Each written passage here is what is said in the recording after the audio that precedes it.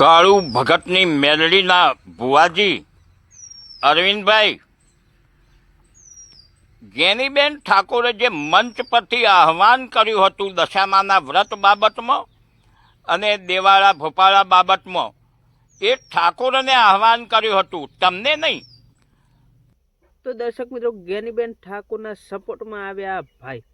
મિત્રો તમને બધાને ખબર જ છે કે હમણાં ઠાકોર સમાજના એક સંમેલનમાં જ્ઞાનીબેન ઠાકોરે મિત્રો જે પાખંડી ભુવાઓને લઈ મિત્રો એક નિવેદન આપ્યું હતું કે તમે અંધશ્રદ્ધામાં રહેશો નહીં, તમે અભ્યાસ તરફ આગળ વધો, તેવું મિત્રો જ્ઞાનીબેન ઠાકોરે કહ્યું હતું. ત્યારે મિત્રો જે કાળુ ભગતની મેલડીના ભુવાજી અરવિંદ ભુવાજી છે, તેમણે મિત્રો જ્ઞાનીબેન ઠાકોરને કહ્યું હતું કે તમે બધા ભુવાઓને એક સરખા માનશો નહીં, કેમ કે અમુક ભુવાજી સાચા પણ હોય છે.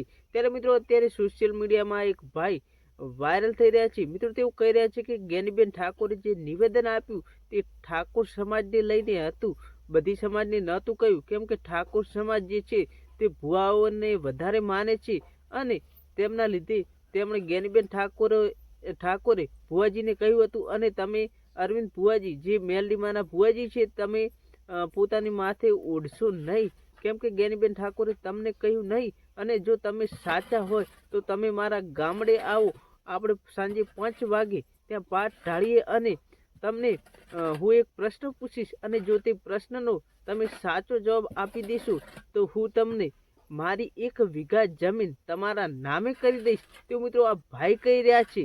અને મિત્રો આ વિડીયોના માધ્યમથી આપણે કોઈનો સપોર્ટ પણ કરતા નથી, કોઈને સાથ કે સહકાર આપતા નથી કે કોઈનો વિરોધ પણ કરતા નથી, પરંતુ મિત્રો જે સચ્ચાઈ છે તે તમારી સમક્ષ રજૂ કરી રહ્યા છીએ. તો મિત્રો વિડીયો ગમે તો વિડીયોને એક લાઈક કરજો.